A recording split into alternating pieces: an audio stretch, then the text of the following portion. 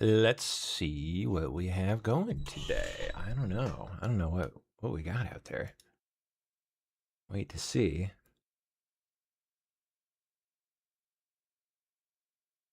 There we go. Down, down, down, down, down.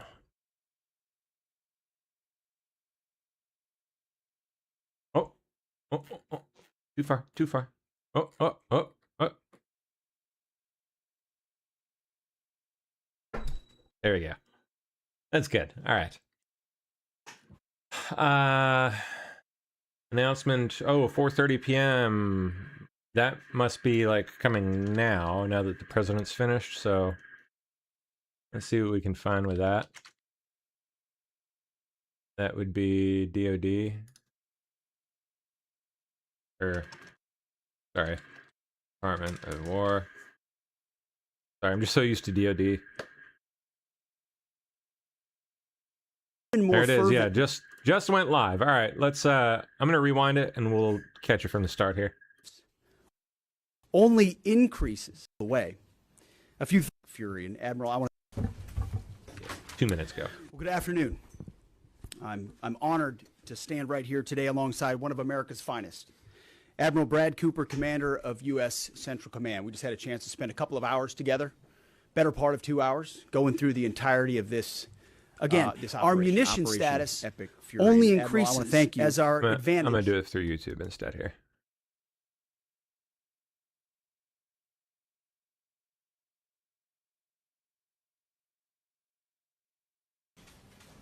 There we go.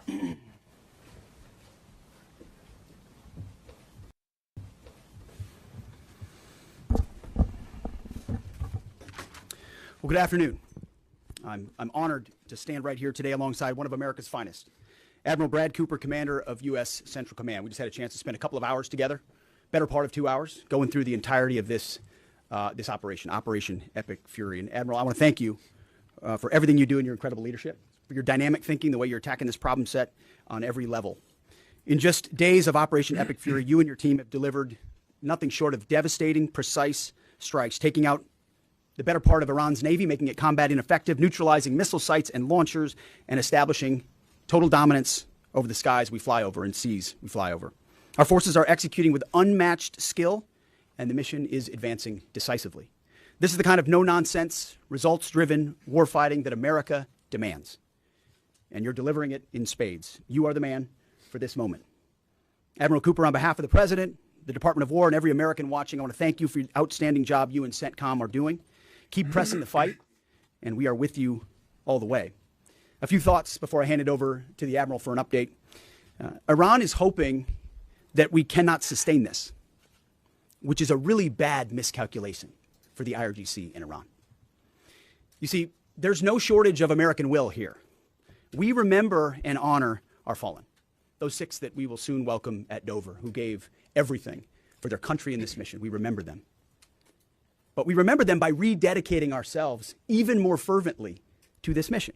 Our commitment to our mission objectives only increases as our advantages continue to increase. We've got no shortage of munitions. Our stockpiles of defensive and offensive weapons allow us to sustain this campaign as long as we need to. Again, our munition status only increases as our advantage increases. Our capabilities, we have only just begun to fight and fight decisively. Having a chance to hear from Admiral Cooper. If you think you've seen something, just wait. The amount of combat power that's still flowing, that's still coming, that we'll be able to project over Iran is a multiples of what it currently is right now when you add up our capabilities and those of the Israeli Defense Forces. And we have no shortage of authorities. The Admiral knows we have clear objectives with maximum authorities on the battlefield. The dumb, politically correct wars of the past were the opposite of what we're doing here. They had vague objectives with restrictive, minimalist rules of engagement. No more. Our authorities, his authorities, CENTCOM's authorities through the President and myself are maxed out. Our capabilities are overwhelming and gathering still, as are those of our Israeli partners. Our munitions are full up, and our will is ironclad, which means our timeline is ours and ours alone to control. as long as it takes to ensure the United States of America achieves these objectives. And as we flow more forces, and as we flow more capabilities, and as our munitions, as we're flying over the top, have even more devastating effects, we set the tempo, we set the timeline, led by the commander on the ground. Our ear is to the ground to listen to Admiral Cooper. What he needs and what he needs, he will get. We are built for this fight, and we are in it to win it. And we have the right commander in the lead. So I'll now hand it over to Admiral Brad Cooper to give you an update right here from CENTCOM. Admiral. Mr. Secretary, first, thank you very much and good afternoon, and welcome to U.S. Central Command Headquarters, America's warfighting headquarters. It's great to be here alongside the Secretary and representing the more than 50,000 men and women in uniform currently executing Operation Epic Fury.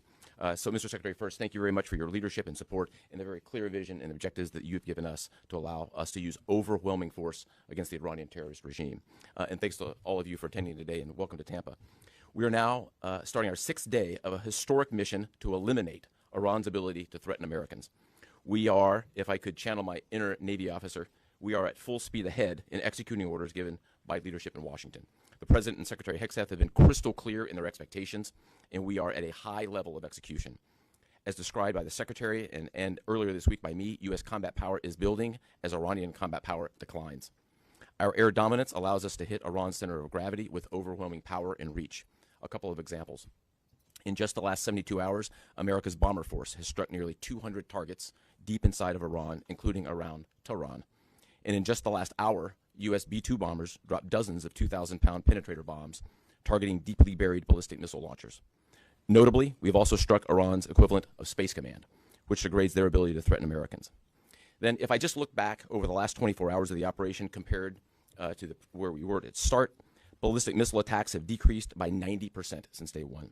Drone attacks have decreased by 83% since day one. Having said this, we remain vigilant. Our strikes against the Iranian Navy have intensified. You may have heard the President say just a little while ago that we have sunk or destroyed 24 ships. That was true at the moment. We're now up over 30 ships. And in just the last few hours, we hit an Iranian drone carrier ship, roughly the size of a World War II aircraft carrier. And as we speak, it's on fire.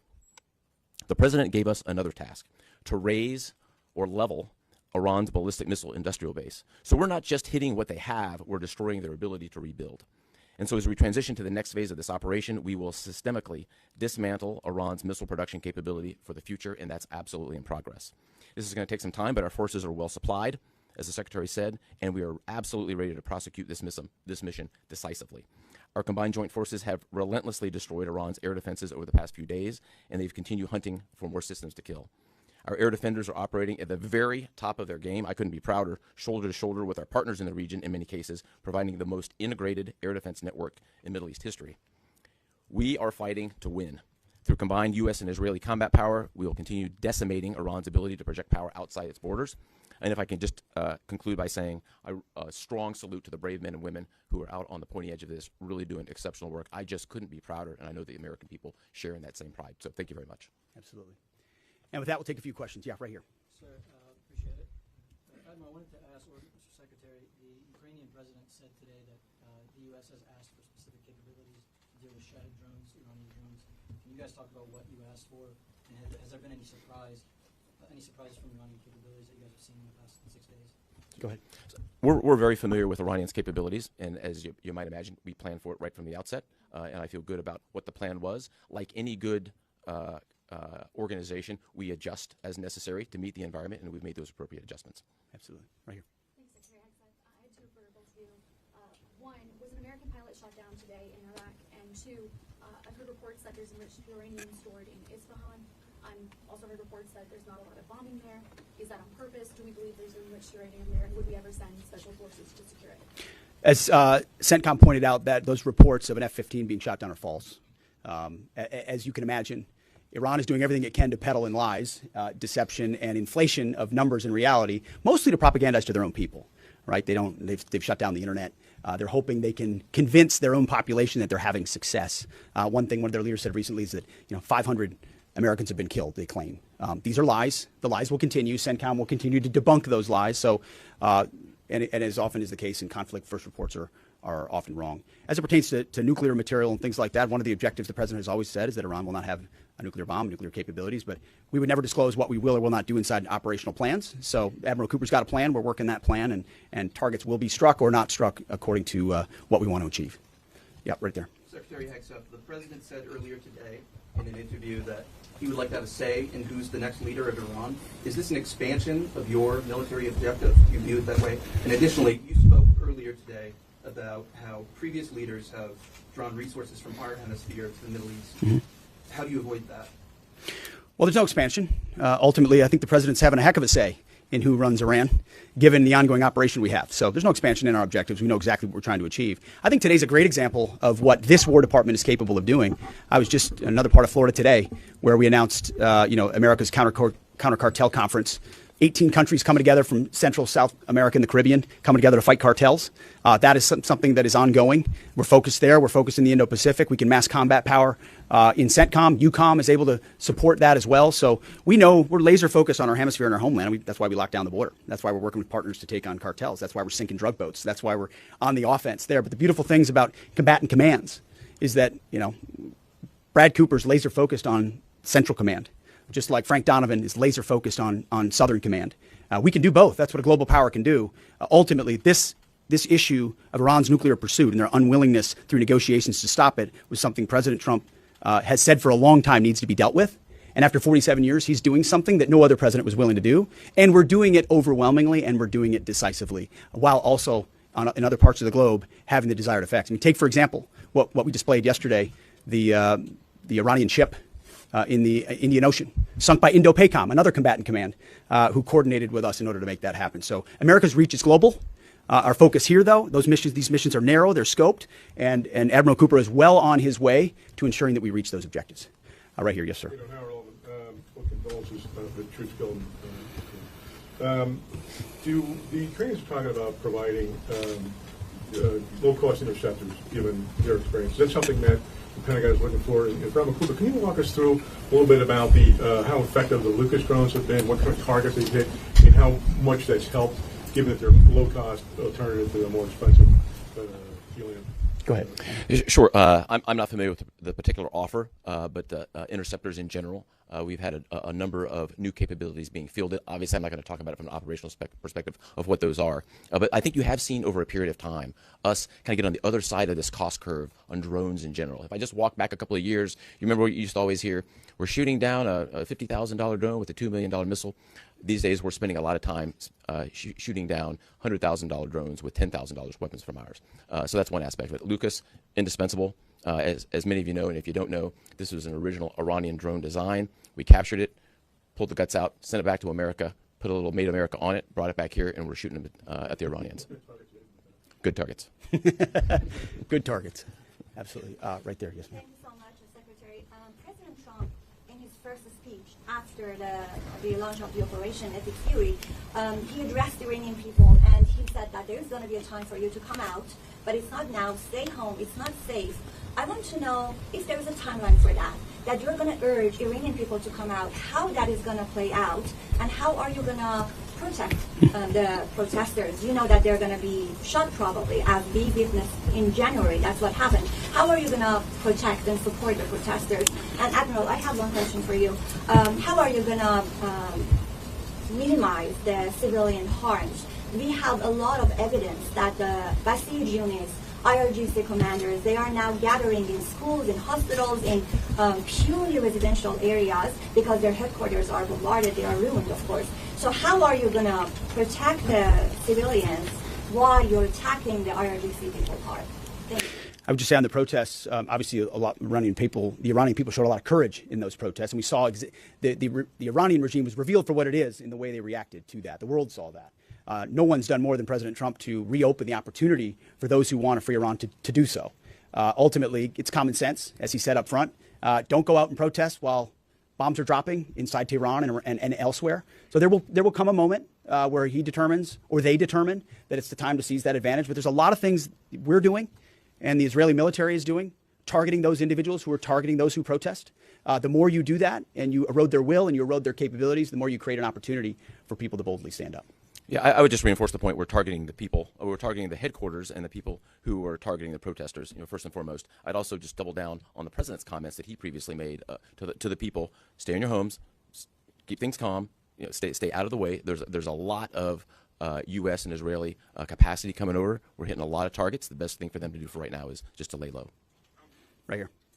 Secretary, one common outcome of American military action in the past has been taking in thousands of refugees into the American homeland, and I'm wondering if there's any safeguards put in place to make sure that the American people aren't having to have another wave of refugees from the Middle East or anywhere else come and stay here.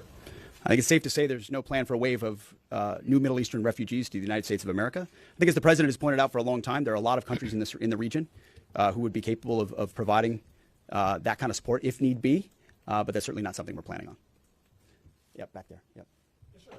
Michael in Washington Times. I wanted to ask, I know semper Gumby is always a truism in the military. Did the British decision to refuse Diego Garcia have any impact on the mission itself? Did you have to adjust, or were you able to just completely go with the mission without even worrying? Well, as the president stated, it was unfortunate that that the Brits didn't, from day one, say, hey, go ahead and have access. But we got there. We got there, and that's now part of the way that we're operationalizing bomber runs. And that's part of when we say more to come, it's more fighter squadrons, it's more capabilities, it's more defensive capabilities, and it's more bomber pulses more frequently. The amount of firepower over Iran and over Tehran is about to surge dramatically. And part of it is that we're going to have even more basing. And it's not just the UK. We've had other friends step up, and we're grateful for that. Maybe one more right here. Yeah, the Azeri president earlier today basically authorized his Minister of Defense to begin preparing troops for some type of retaliatory action after the airport strike. As the Department of War and CENTCOM is working on deconflicting with the Azeri if they were to move in or attempt something in retaliation.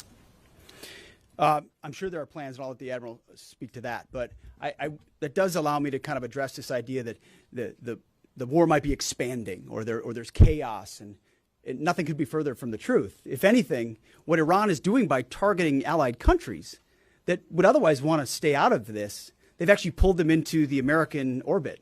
So now you've got UAE and Qatar and Bahrain and Saudi and Kuwait and others saying, hey, we're with you. We'll shoot with you. We'll fly with you. We'll defend with you. We'll allow you more basing and other opportunities, a lot of which we can't talk about and won't talk about. But it's actually firming up the unity of the resistance in order to focus exactly where we need to. So this idea that it's expanding or going, no, it's actually simplifying in a number of ways exactly what we need to achieve and how we'll achieve it. I don't know if anything you want to add to that. I won't get ahead of policy in terms of what we might do. What I will point out is this is now the 12th country that Iran has attacked. 12 countries, and it goes right back to the Secretary's point. Those 12 countries are none too happy, and I look forward to working with all the partners who are willing to join us in this. And I would just close by saying, Mr. Secretary, one more question. Sure.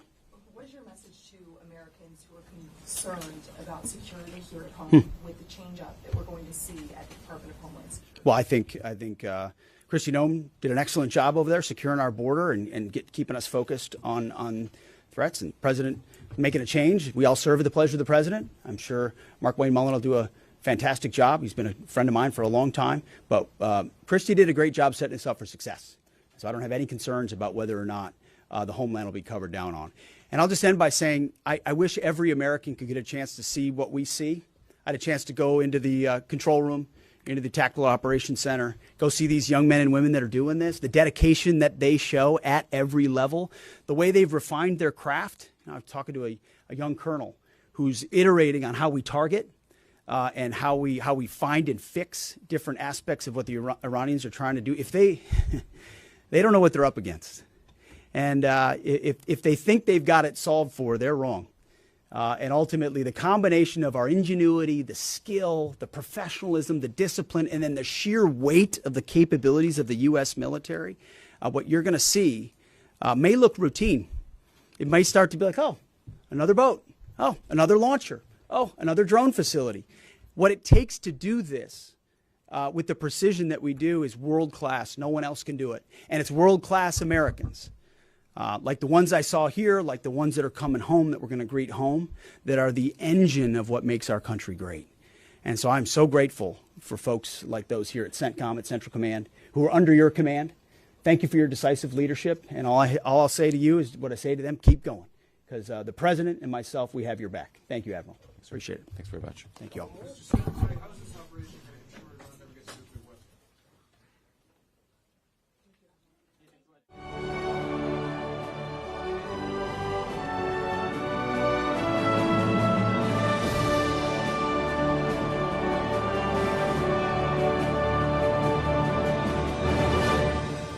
Okay, here we go. Pretty quick, pretty short. All right. Well, see here. Thingy plug back in.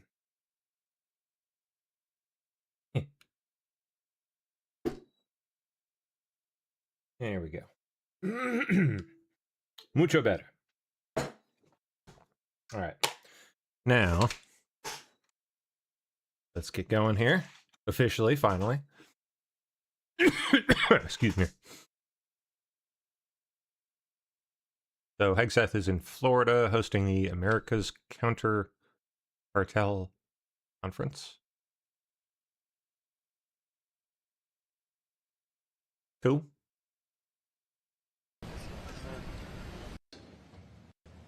I guess that was this morning, and now I assume he's back. Looked like he was in DC again, so. Excuse me. Sorry. Defense for special. Today, I'm turning over my role as acting director of the Defense Innovation Unit to Owen West. Owen is a former Assistant Secretary of Defense for Special Operations and a Marine, who will bring the drone dominance effort with him to DIU.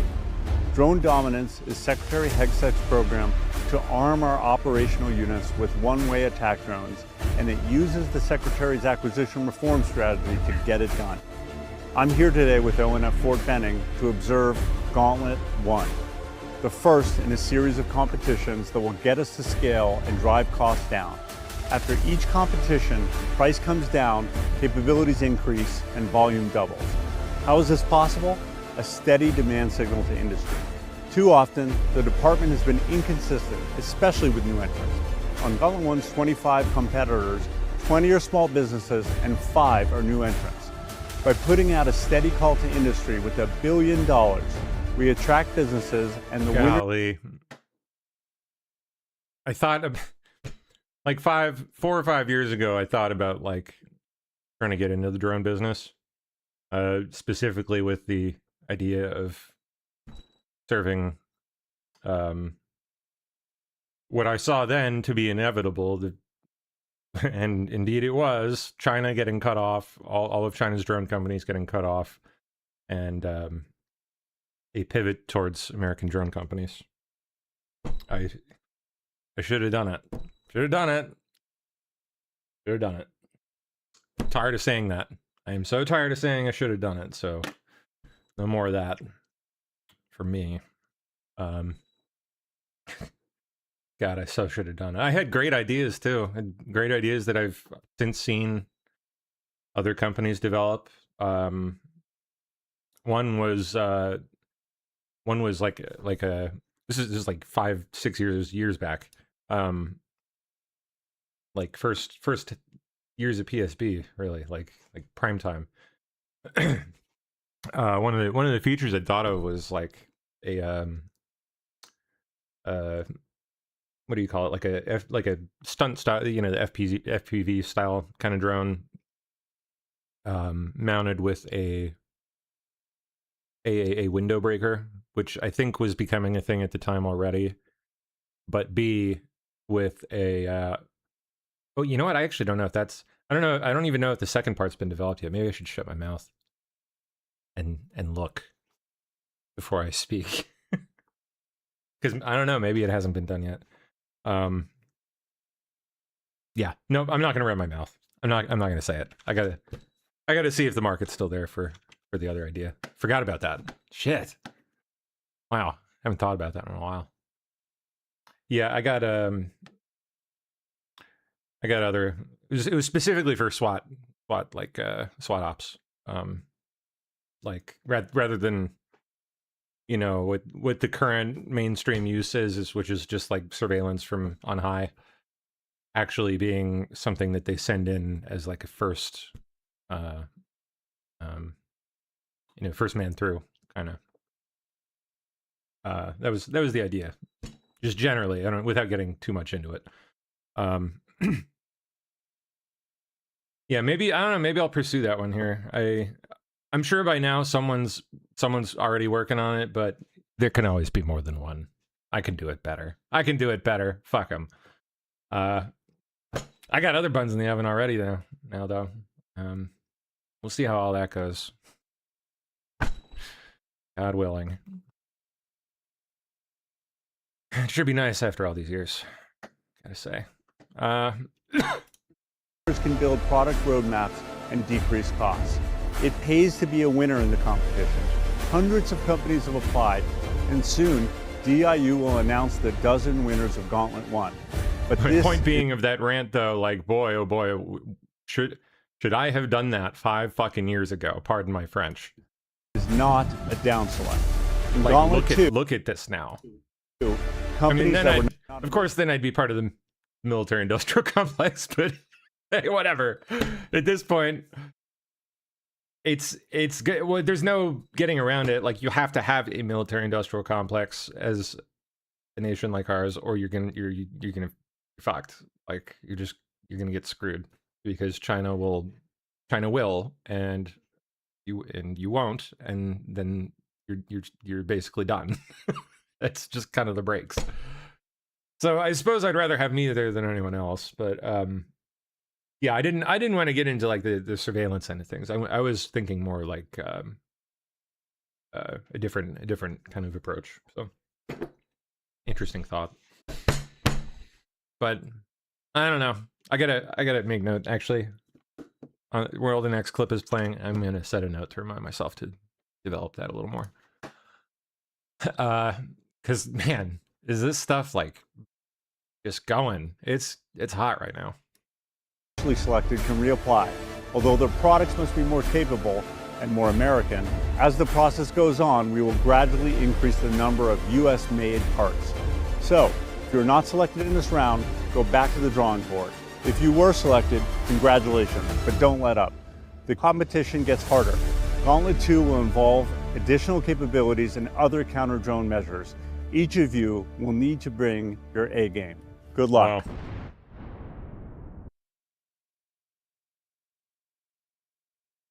Interesting.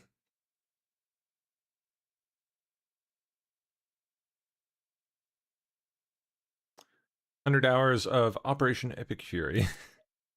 The United States and its partners have launched Operation Epic Fury.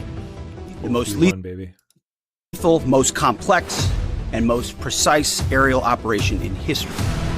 Our military in the Middle East is undertaking an unprecedented operation to eliminate Iran's ability to threaten Americans, as they've been doing for nearly half a century. We are also sinking the Iranian Navy, the entire Navy. We didn't start this war, but under President Trump, we are finishing it.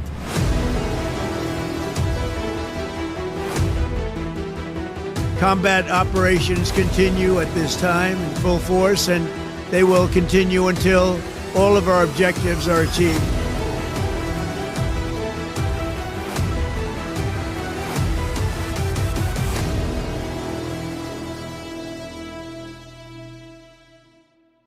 The United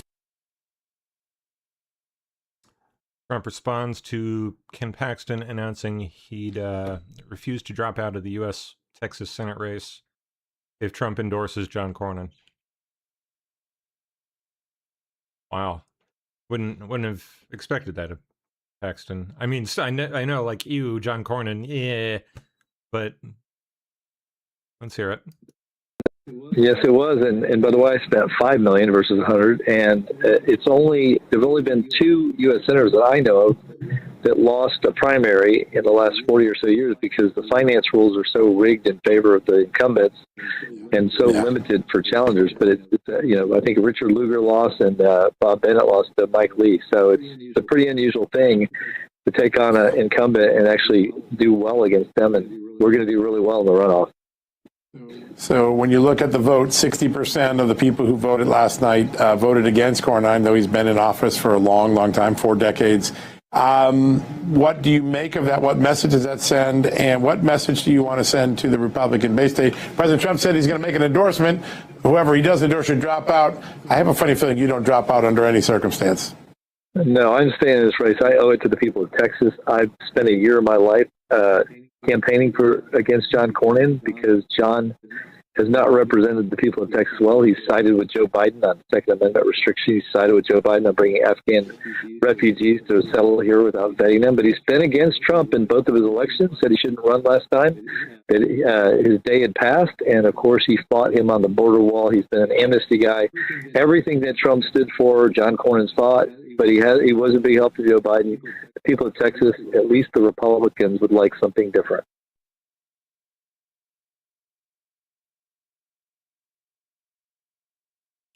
So wait, what did Trump say? Okay. So Trump said that's bad for him to say. That is bad for him. So maybe that leads me to go in the other direction. No. Don't do it. No.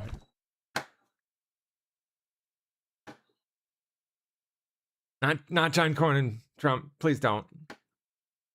Newly released emails suggest Jeffrey Epstein and LinkedIn founder Reid Hoffman, had a longer and closer relationship than previously known.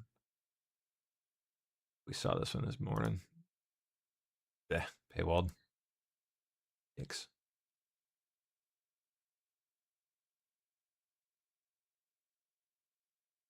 March 3rd, primary election update. 122 Trump endorsed candidates win.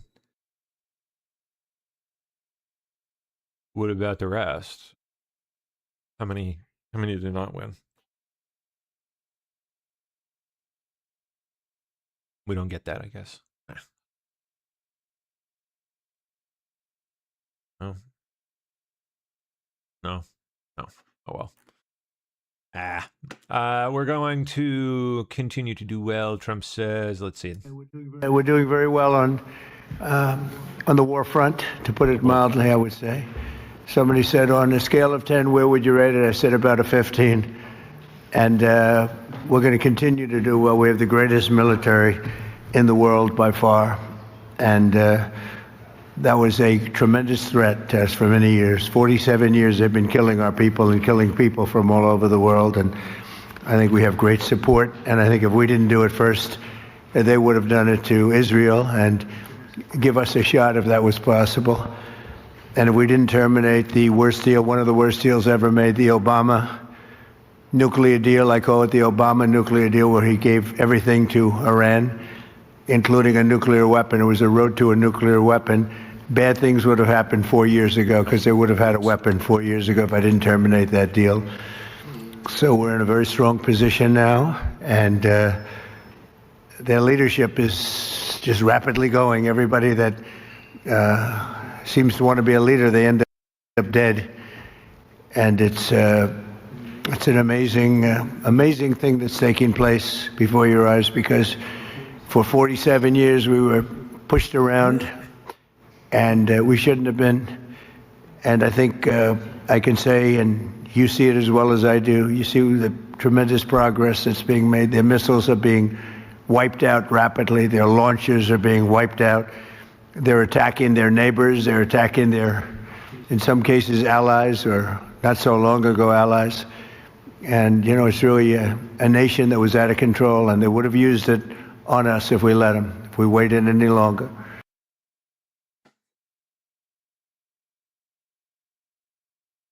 Trump on the Ratepayer Protection Pledge. Ratepayer Protection Pledge. We're here this afternoon for a historic signing that will help keep down utility bills very, very substantial. Oh, okay, that. Yeah. substantially, and electricity prices for millions of Americans, and in many cases for a lot of people that don't really understand why they're going up, but they're not going to be going up. They're going to be actually going down. Let's hope so. I know a lot of people would really appreciate that right about now. Today we followed through on an announcement I made in my State of the Union address last week as America. How's it going to go about doing that? America's largest tech companies officially signed the Ratepayer Protection Pledge. It's a big deal. It's going to have a tremendous impact on electricity costs. We're bringing down all of the costs. We have this little interlude to do what we have to do because we had it going, but these interludes are very important, especially this one. But the economy has never been like this. We broke 50,000 on the Dow. People thought we wouldn't do that within the first 4 years. We did it in the first year. And we brought 7 on the S&P, 7,000 on the S&P. They said that's even less likely to happen. And we did that too, all within the first year. Under this new agreement, big tech companies are committing to fully cover the cost of increased electricity production required for AI data centers. And that would be prices for American communities will not go up, but in many cases will actually come down and very substantially. Okay.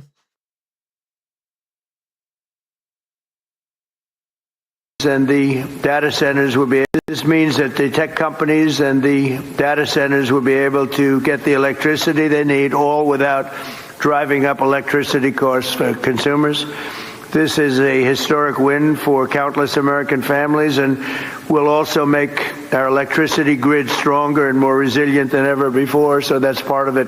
It's going to be strengthened up, and they're going to be getting a lot of excess electricity from the data centers where they build their own plants. They're going to be creating their own electricity.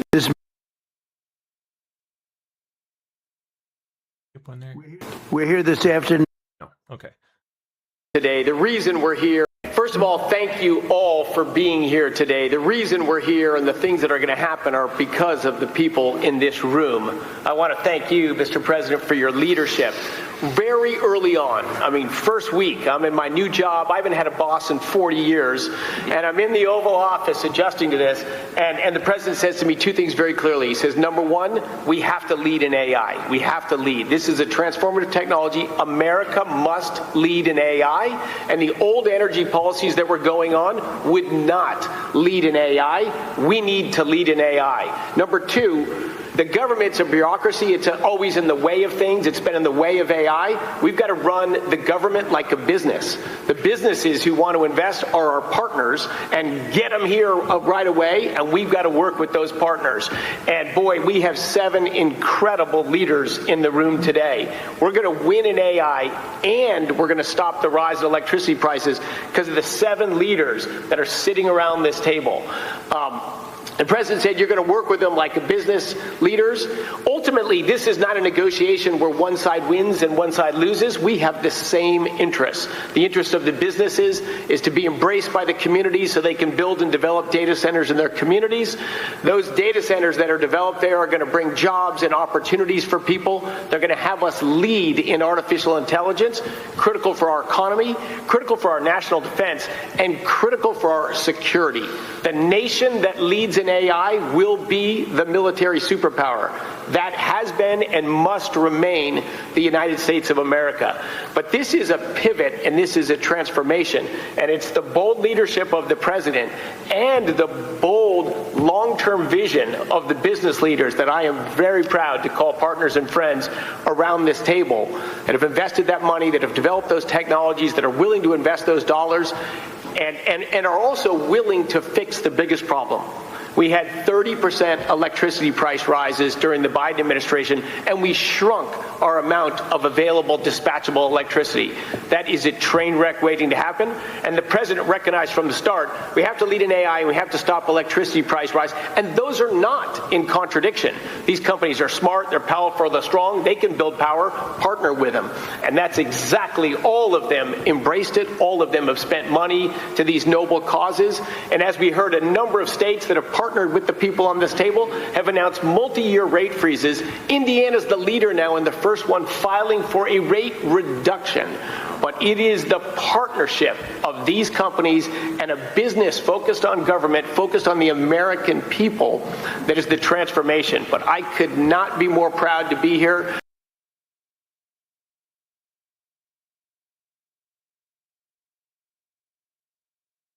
All right.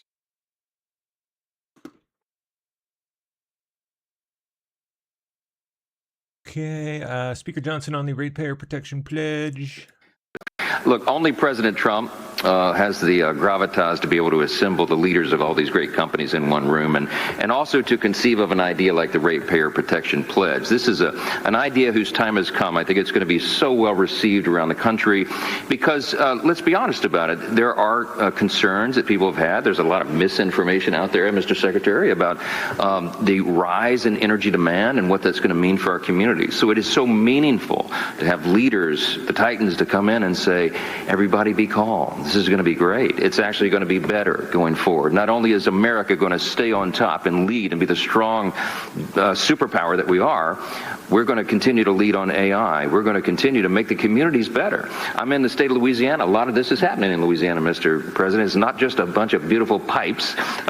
It's also data centers. And Matt is doing a big one. And, of course, Amazon's working in Louisiana and Stack and so many of the other companies. And our communities are so grateful to have that investment, and also grateful because they're coming in as great corporate partners, community partners, and they're acting responsibly. They're helping to build out the energy grid, and they're making life better, not just with good paying jobs. They're actually making life better in these communities and in our states. And so we're so grateful for that. I like what you said a moment ago. This is a win-win-win across the board. You have everybody who's come to the table in good faith under the leadership of this extraordinary president to make this happen for the country. It's at the perfect time. Trust is not given by communities and local stakeholders. It's built over time. And I think this pledge is a huge part of building that important foundation for the future. America's back, Mr. President. I'm so excited about that. Excited to be a part of this. Thanks so much for letting us be in. What you're offering today, the Senator John Husted, with the Ratepayer Protection Pledge, is great leadership. It's a very, very big deal. I know that you know well that if we want to have economic dominance and national security dominance, we need to have technological dominance. And AI and data centers are a big piece of that. And I know that the American people want to win. Yeah, I mean, they're not wrong. They want to win this just like you do. This is like the new moon race, effectively. This is it. The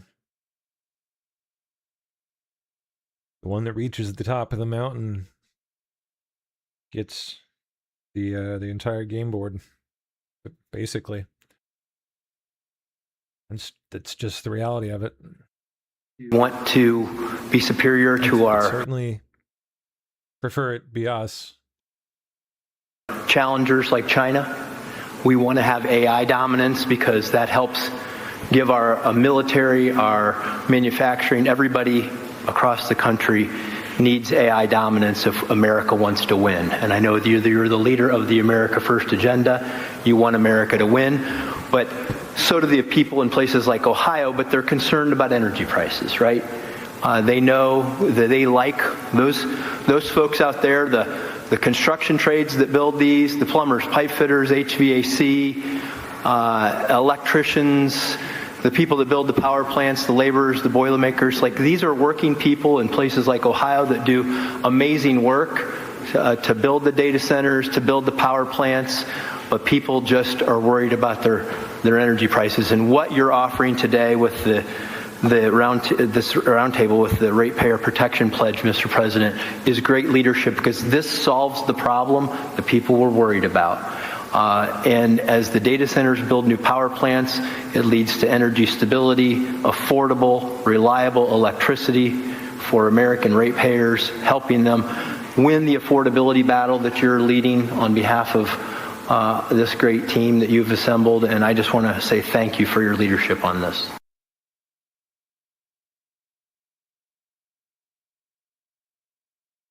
More. Thank you so much, Mr. President. You have been talking about this issue beginning as early as the campaign in July. Yes. When we released the AI Action Plan, this was a focal point of the speech you gave. Talked about it again at the State of the Union. So this is a culmination of this idea that you've been working on for quite some time. And the key to all of this is that American AI leadership should never come at the cost of hardworking Americans' ability to pay their electricity bills. And frontier AI that all of these great companies work on every day, along with the data centers that underlie them, are going to accelerate scientific discovery. They're going to unlock economic efficiencies. They're going to enable entire new industries to support the prosperity of all Americans. And to continue to lead in AI, these great companies need to make new data centers. We need new fabrication capacity. We need new manufacturing facilities, and we need new power plants to be able to do all this great work. And today, through this pledge, we are challenging all these companies to think bigger when it comes to data center construction by identifying ways that we can drive down the overall electricity cost to ultimately strengthen grid resilience and to create more American jobs in the communities that choose to build all of these data centers. By signing this pledge, all these companies here are making themselves accountable to you, Mr. President, and to the American people as they strengthen their commitment to benefiting the communities in which they build and they operate. We as an administration are using every tool at our disposal to ensure that the U.S. can build and maintain the largest, most powerful, and most advanced AI infrastructure anywhere on the planet. And today we recognize that building the future requires massive amounts of reliable energy. And I'm grateful to you, Mr. President, for acting so decisively to ensure that the growing demands of energy that we have are never passed to the American households. President, Google is grateful for all the... President and CIO of Alphabet and Google, Ruth Porat. Thank you, Mr. President. Google is grateful for all the... Ruth Porat. You and your administration are doing to secure America's continued leadership in AI. And to your point, it must be powered by abundant and affordable energy if it is to benefit all Americans.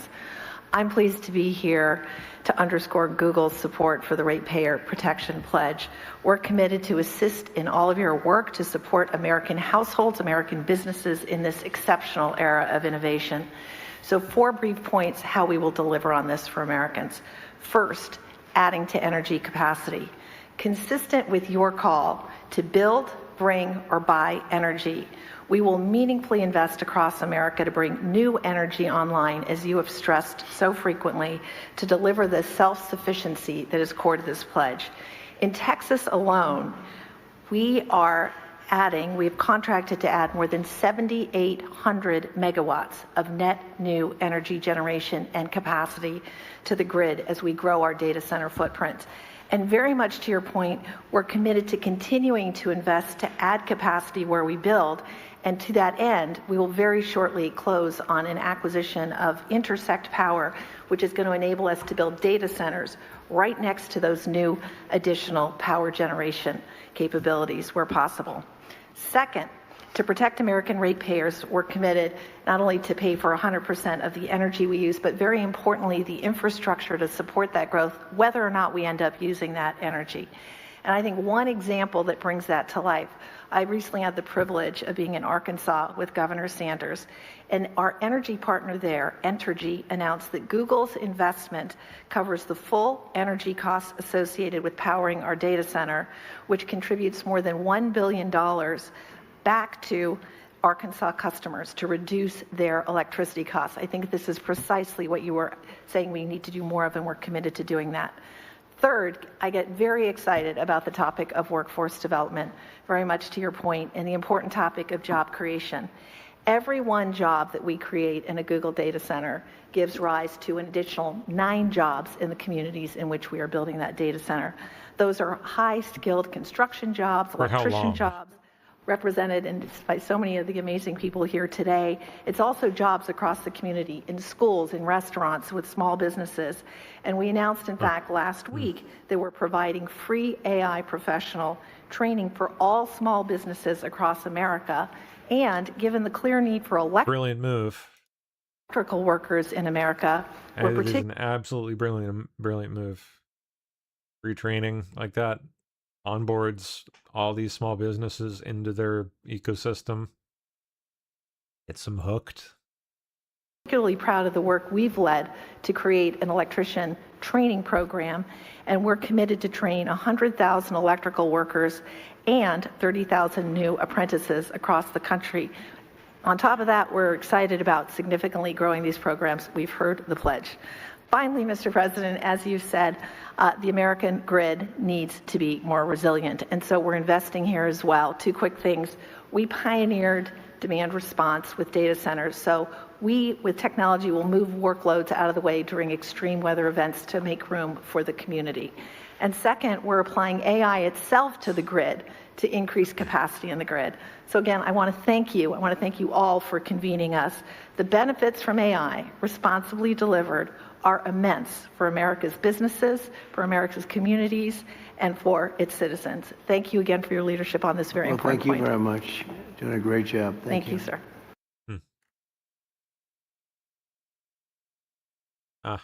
XAI lady, what's her name? And it's to develop 1.2 gigawatts. 1.2 gigawatts of power.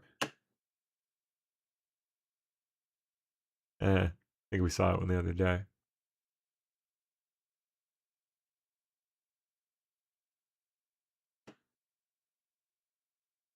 And why we're back on fourth here. Like skipped us back or something at some point there. Yep.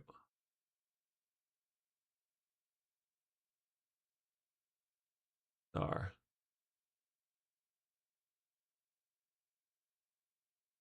What the heck, man? There we go. Okay.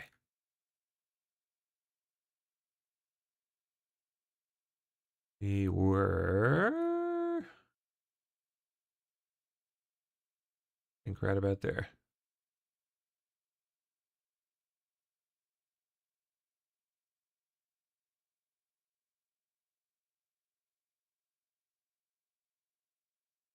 Paxton announces he'd consider dropping out of the U.S. Senate race as a trade to pass the SAVE Act. Huh.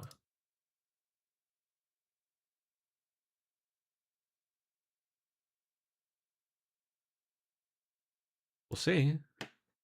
Interesting bid.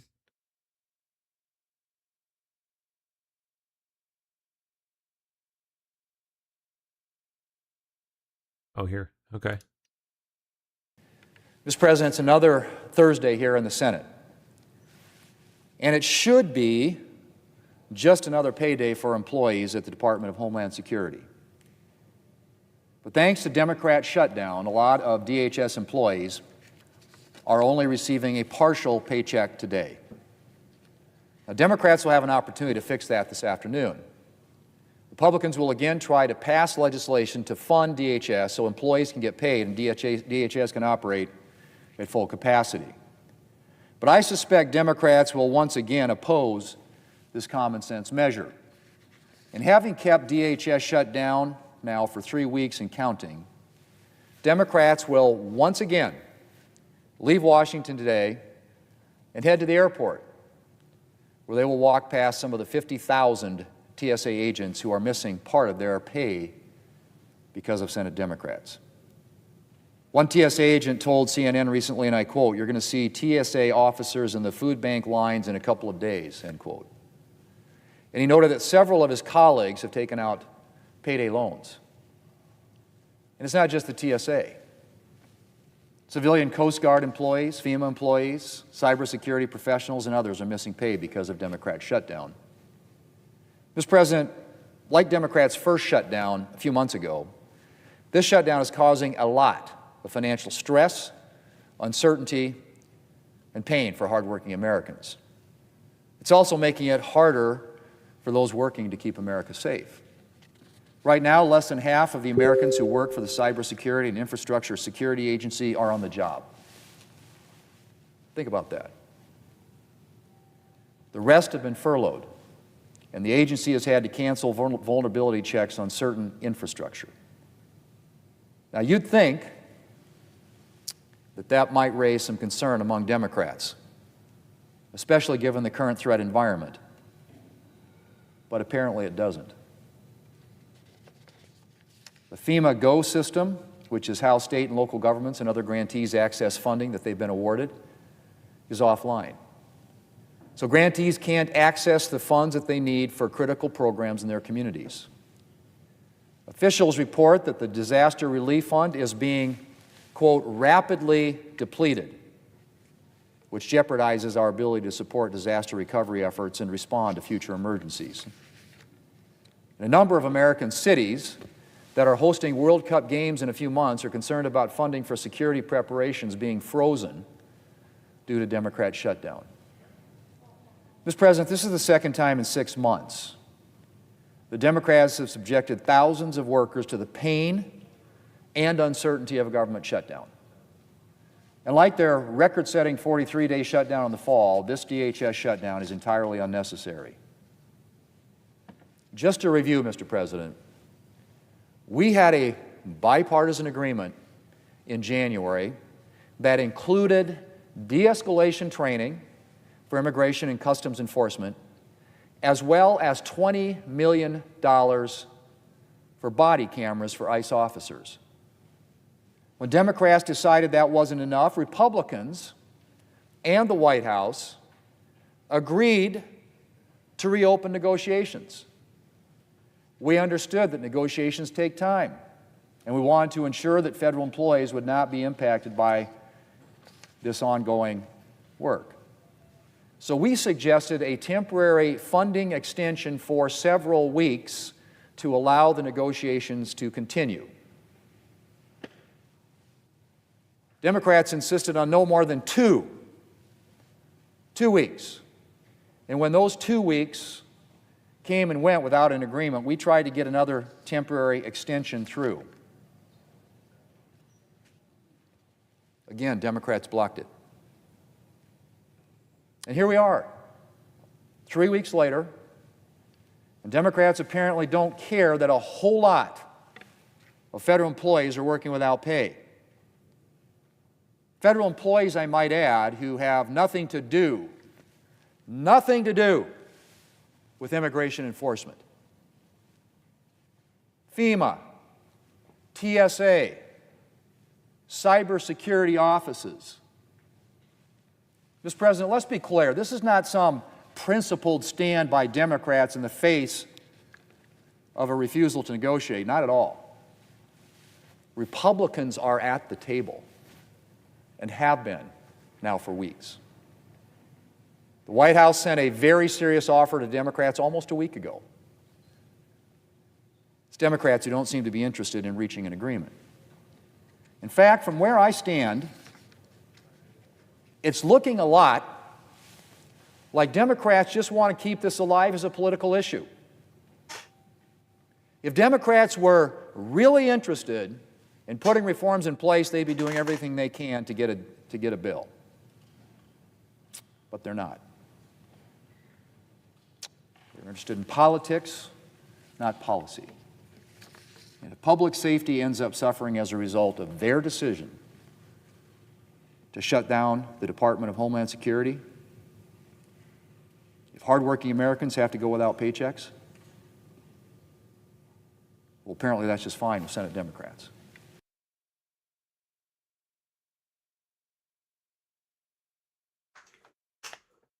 All right.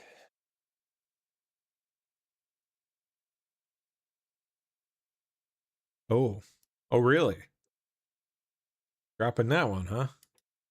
Yesterday, the leader of the unit who attempted to assassinate President Trump has been hunted down and killed. Iran tried to kill President Trump, and President Trump got the last laugh.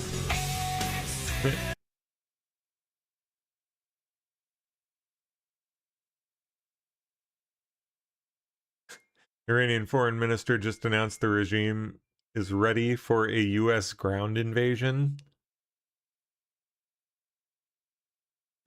Oh, this guy. Yeah, that guy. This is a Fox News alert. The Iranian foreign minister telling American reporters that the regime is ready for a possible U.S. ground invasion. Are you afraid of a U.S. invasion in your country? No, we are waiting for them. You are waiting for the U.S. military to invade the ground troops? Yes, because we are confident that we can confront them, and that would be a big disaster for them. And if you had any doubt that Iran was in a rational state, you just confirmed that.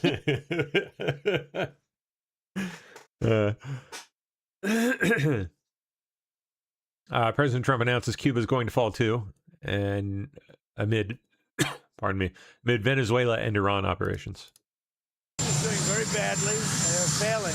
Cuba right now is, to put it mildly, a failing nation. And I've been hearing about Cuba. I said before, since I'm a little boy, I've been hearing about Cuba, and everybody wanted to change. And I can see that happening. Marco Rubio is dealing on it, and at a very high level. And, you know, they have no money, they have no oil, they have no food. And it's really right now a nation in deep trouble, and they want our help.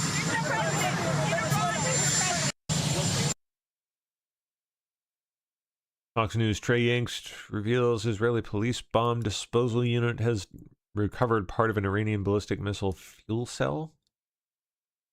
Sandra, Dana, good morning. Right now we are at a location where the Israeli police have brought what they recovered from an Iranian ballistic missile. Off to my left here, this is part of the fuel cell that fell on Israel after the missile was intercepted. And this just gives you a sense of how large these missiles are. There are two parts to the fuel cell for these missiles. And we're here with the bomb disposal unit for the Israeli police, Chief Superintendent Doron Lavi. Doron, thank you for speaking with us today. Yeah, good afternoon. Welcome. First of all, could you tell us just about this fuel cell and where it was recovered? Yeah, it was recovered here in Central District. This is one of two fuel cells that actually propelled the missile all the way from Iran to here. And also here you have big. A part of a munition, the cluster munitions that are being used against Israel right now. Tell us what we're looking at here. So we are looking at a typical sub munition or cluster munition. It weighs about 20 Ks, and out of it, about 3 Ks of explosive. There are a few tens of this submunition inside the warhead. The warhead opens up there and actually spray about few tens of this munition. It can cover miles on miles, and whenever it hits the ground, it exploded, and actually it kills. Thank you, Doron, very much. And again, Dana and Sandra. The cluster stuff is no joke.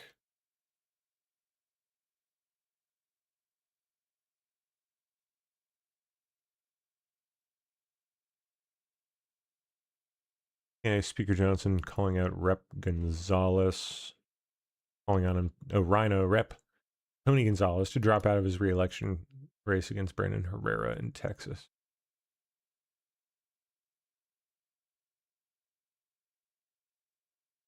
Ooh.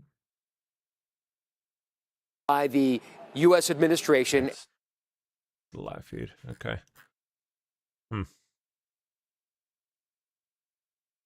Gonzalez has been forced into a repeat primary runoff with Herrera. Weeks after Gonzalez was, accused of having an affair with an aide who later died by suicide. Yeah. She killed herself.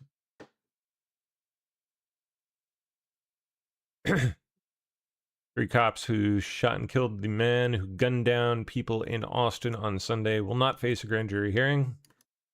The three Austin, Texas police officers who rushed to You the would think scene not. of the mass shooting at 2 a.m. on Sunday morning and shot and killed the attacker, found themselves at the center of a controversy because the district attorney in Travis County, where Austin sits, has a policy that any officer-involved shooting goes to a grand jury. And so this attorney posted publicly on X that he'd been tapped to represent these officers and that they were preparing for a grand jury. That garnered a lot of outrage online. Senator Ted Cruz called it insane. Yeah, geez. Governor Greg Abbott stepped in as well and said, regardless of what the DA plans to do, what happens to these officers is up to me. So it made the rounds online. And so we started calling all the parties involved to ask what was really going on. The district attorney, Jose Garza, put out a statement responding to Abbott seemingly and saying, contrary to what's going around online, I will not and I do not plan to bring any charges against these officers. He called the officers heroes, and he said that all the information that was circulating around that he might actually send it to a grand jury was false and intentionally false and purely for political reasons. So this was all swirling around Tuesday night, rocking the community, and obviously this shines a bright light on policy and why the district attorney has this policy to always present these cases to a grand jury. Obviously, it's with the best of intent, especially after George Floyd's murder. Police accountability and criminal justice reform were center stage. But this idea that this particular case could go before a grand jury left a lot of people feeling cold, feeling outraged. And what Garza did was he said, absolutely not. I'm, of course, not going to do that. For one thing, it would be politically bad for him. And the second thing is he called these officers heroes. Oh, boy. All right. Police chief in Austin plays horrific 911 calls from the scene. Jeez.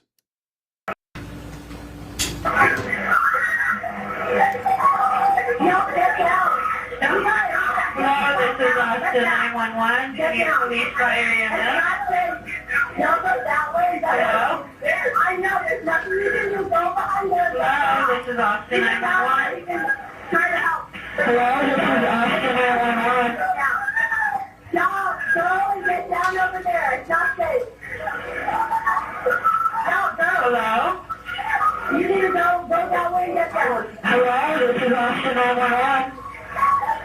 There has been a shooting at Cooper's on 6th Street. There are people dead over here. There have been multiple people shot. We need help right now. This is our second call. Hi, you heard on 6th Street there was gunfire. The cops are here, but everybody... Is anybody with you? Yeah, there's nobody shot with me, but I heard like 6 gunshots from inside. Everybody ducked down the bottom floor. It sounded like it was from the... we're just right outside. We're hiding between cars. Okay. We're behind you. You heard gunshots from inside? Yeah, there's cops running towards it. Just more would help out. There were 6 gunshots, and there were about 3 more on the street beside Buford, towards the right, looking south. There was about 3 more. I think those were the cops fighting against it. There's also more sirens coming in. Yes, we have a lot of help on the way, okay? Stay in a safe place. I need to go answer another 911 call, okay? Go for it, thank you. We're fine with 2 cars, but answer another call, please. Yeah, stay in safe, okay? We're all safe. All right. We're all safe. Thank you. It will have... Jeez.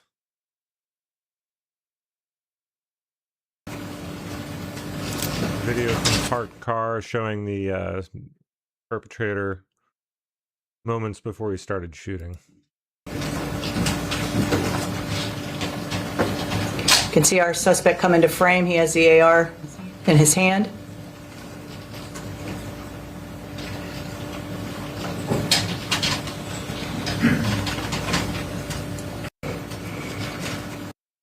Ish. body cam footage showing officers eliminating the perp.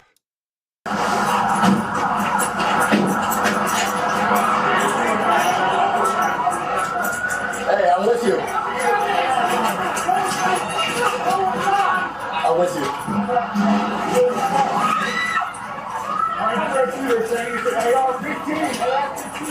Down! Everybody down!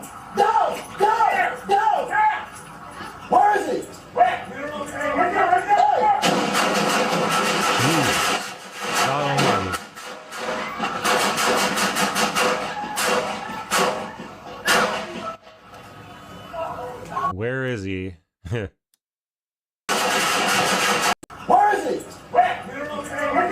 Right there, right there, right there. Can't even see it.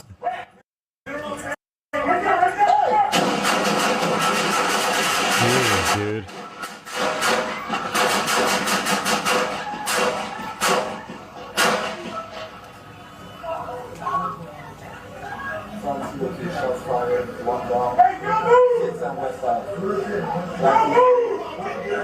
Light sweater, light Wow.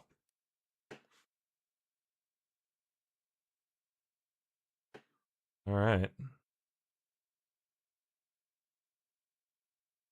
Trump's FCC aims to crack down on offshore call centers. Excuse me. Illegal robocalls. Oh, yeah. I'm tired of that bullshit. Time for that crap to stop. I am so sick of having voicemails left on my phone by some random Indian person who can't speak English whatsoever. I'm sick of it. And I know I'm not the only one. Senator Markwayne Mullin being named U.S. Secretary of Homeland Security, replacing Kristi Noem. Interesting. As 1:44 this afternoon.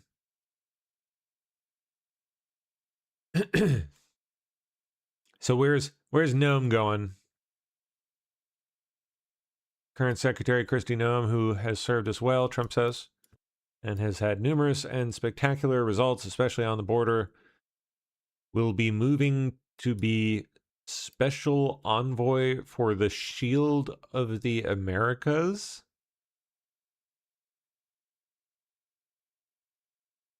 What is that? Our new security initiative in the Western Hemisphere we're announcing on Saturday in Doral, Florida. Okay, I guess we'll find out more then, but weird. What is it again? Shield of the Americas. Okay.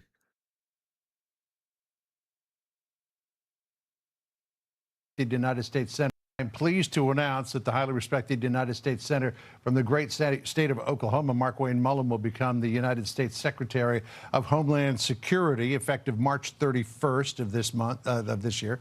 The current Secretary, Kristi Noem, who has served us well and has had numerous and spectacular results, especially on the border, will be moving to be special envoy for the Shield of the Americas, which is a new security initiative in the Western Hemisphere that they're announcing on Saturday at Doral in Florida. The president says, I thank Kristi for her service at Homeland.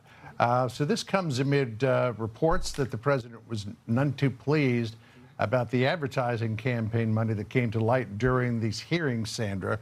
And so just in the last 24 hours, we've heard a lot of rumors that Advertising campaign?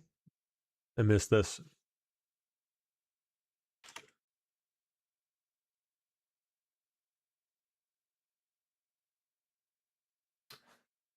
Trump says Kristi Noem lied to Congress about getting his approval for $220 million ad campaign featuring herself.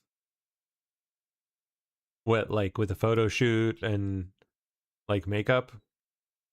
Oh my God. Oh my God.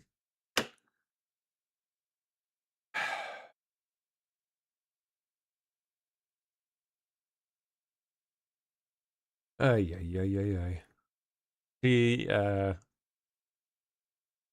one of those picks that always just puzzled me. and mildly annoyed me. I think you all probably know.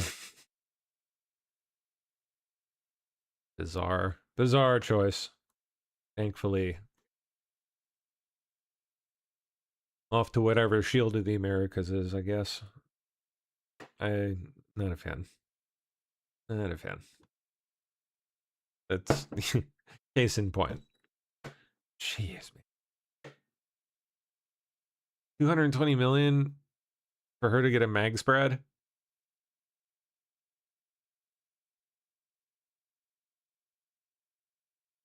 I don't blame him.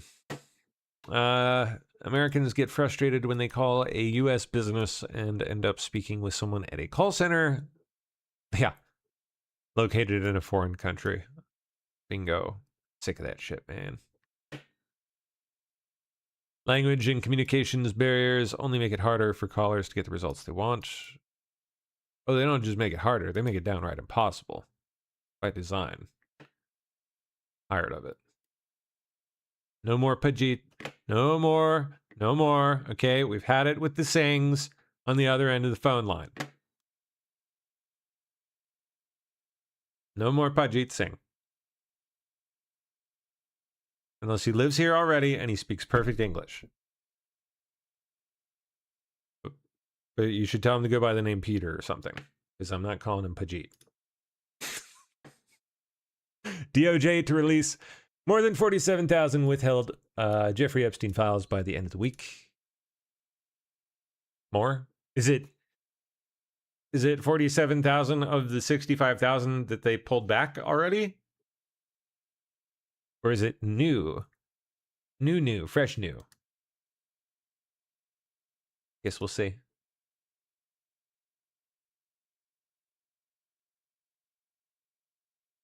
Dan Scavino posting jet stuff. I like jet stuff. Give me the jet stuff. Okay. Yeah. I don't want to get hit on that song, but yep. I like jets. It's cool. I like jets.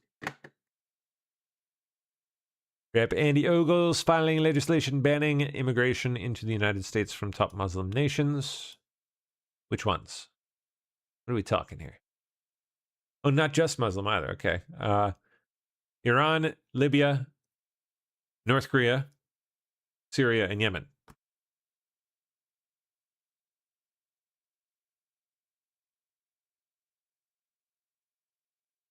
Oof.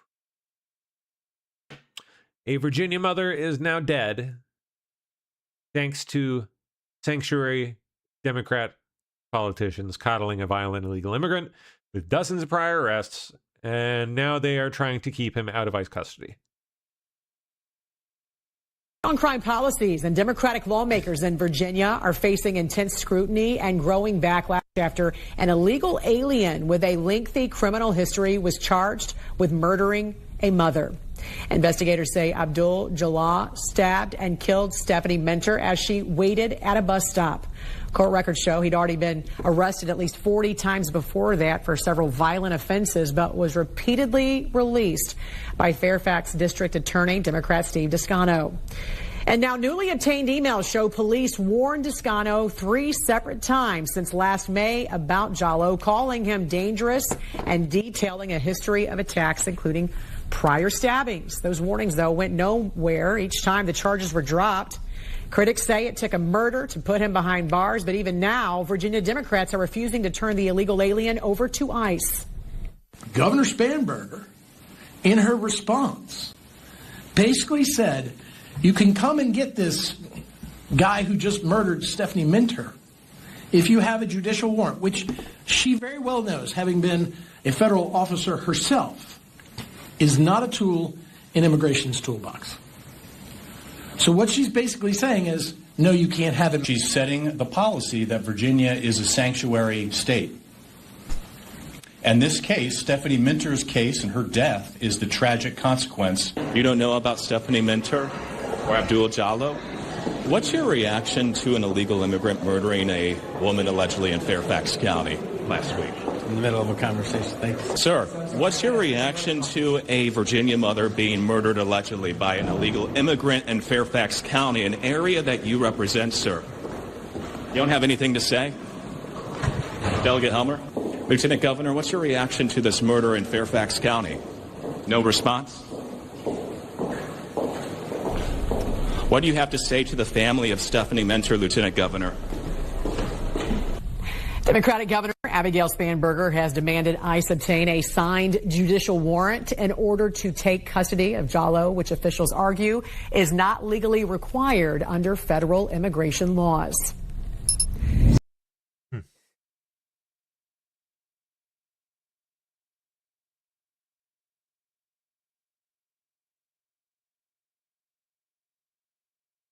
American air power remains unmatched. B-52 Stratofortress has been utilized in every major conflict since 1965. Wow. And is projected to remain in service, I believe, for a long time yet to go. Long time.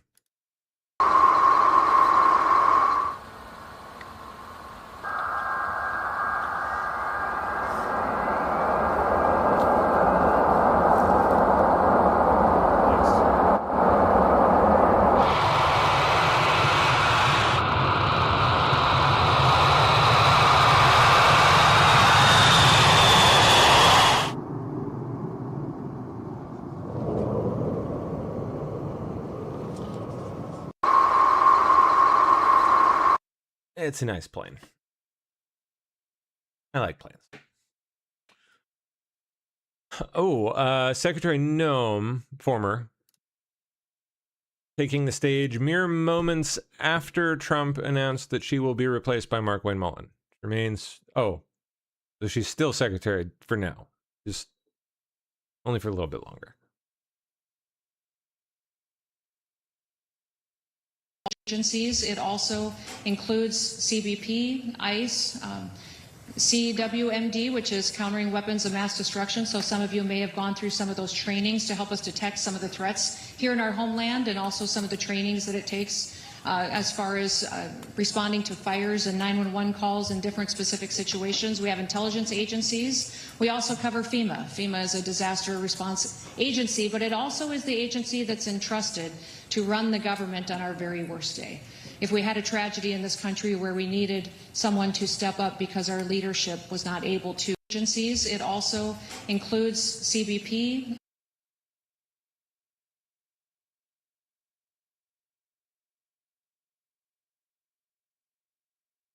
Nancy Mace on Ilhan Omar investigation. Congresswoman, where do we stand on the investigation into Ilhan Omar? Obviously, there's some, questions regarding her citizenship. She's been referred to the Ethics Committee. Can we trust the Ethics Committee to actually be ethical and do the right thing? Well, what's happened so far? Like, really, I think the remark is always let the process play out, right? That's what they always say, and nothing never happens. I tried to subpoena her immigration records, her brother husband's immigration records, and it was Republicans that killed my motion. Yeah, and what's going on with that? Do you have any more insight you can share on that front? As far as I know, nothing's going on, and nothing will go on. And that's Congress for you, because both sides protect the other. Yeah. Yeah. Thank you very much. Appreciate it. Congresswoman, Stephen Miller at the America's Counter Cartel Conference. There's been a paradigm shift under President Trump in the Western Hemisphere in the last 14 months. Some of that was touched on by the earlier speakers, but just to restate it, we are not going to cede an inch of territory in this hemisphere to our enemies or our adversaries. Our national security, our homeland security, the safety and well-being of our people begins at home, begins in our neighborhood, begins in our home region. And for too long, we have allowed foreign enemies, foreign adversaries, and enemy terrorist organizations to control territory and spaces in this hemisphere where they can project power, project threats, and directly threaten the lives of your citizens and our citizens. And so under the leadership of President Trump, we are using hard power, military power, lethal force to protect and defend the American homeland. Not a single one of your nations should tolerate the existence of a single square mile of territory that is under the control of any entity other than the sovereign governments of your country. The idea that we would have in this hemisphere area that are under the physical control of foreign terrorist organizations, paramilitary organizations, is completely unacceptable. The cartels that operate in this hemisphere are the ISIS and the Al-Qaeda of the Western Hemisphere, and should be treated just as brutally and just as ruthlessly as we treat those organizations. What we have learned after decades of effort is that there is not a criminal justice solution to the cartel problem. There are elements of the problem that require a criminal justice solution, to be sure, but just as we fought Al-Qaeda and fought ISIS with the tip of a very lethal spear, the reason why this is a conference with military leadership and not a conference of lawyers is because these organizations can only be defeated with military power.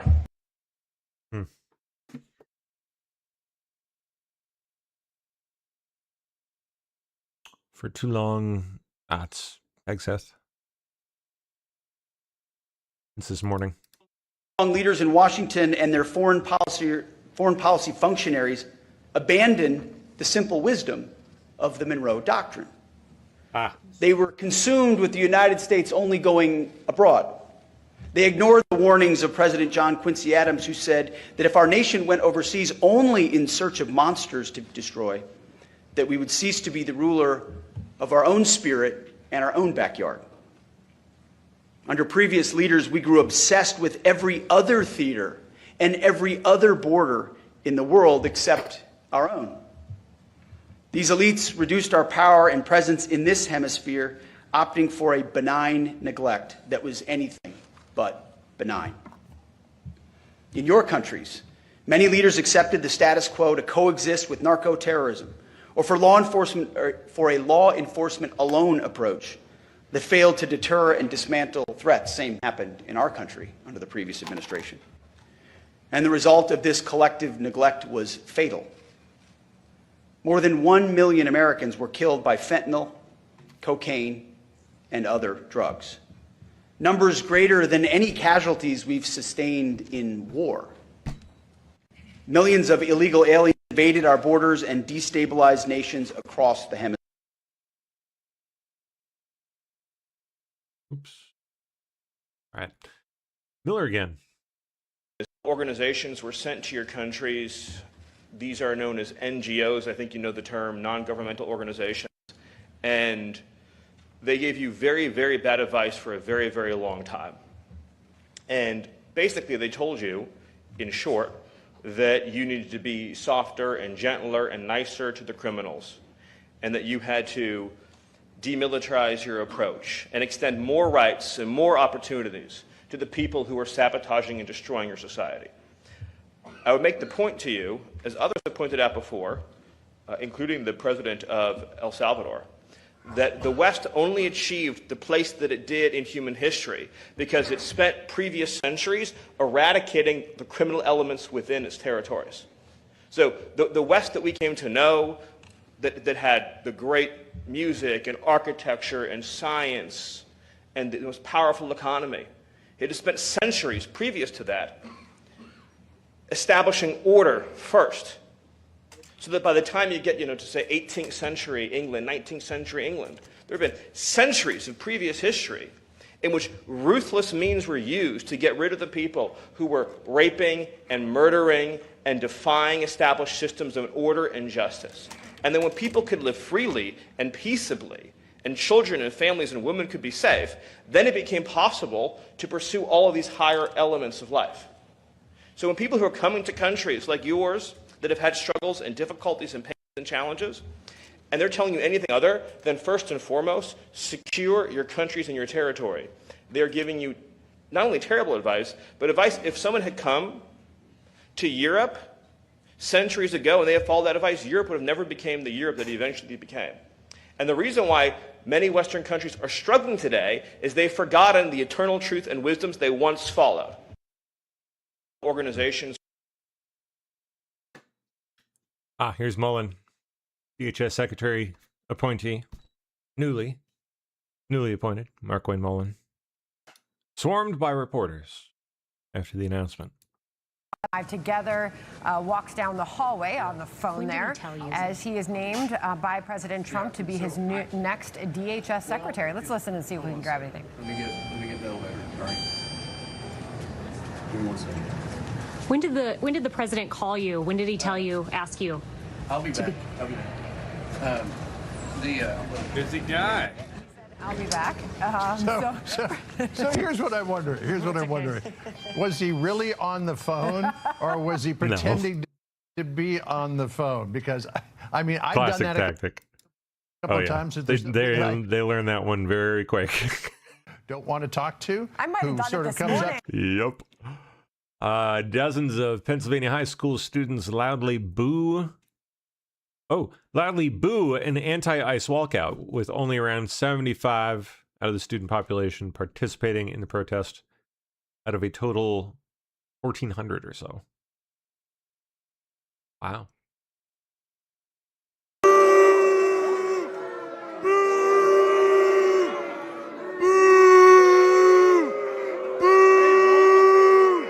Way to go, kids.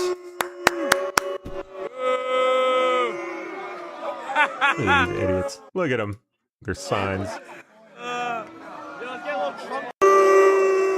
Wish it was clear enough to actually see some of the signs, but no such luck.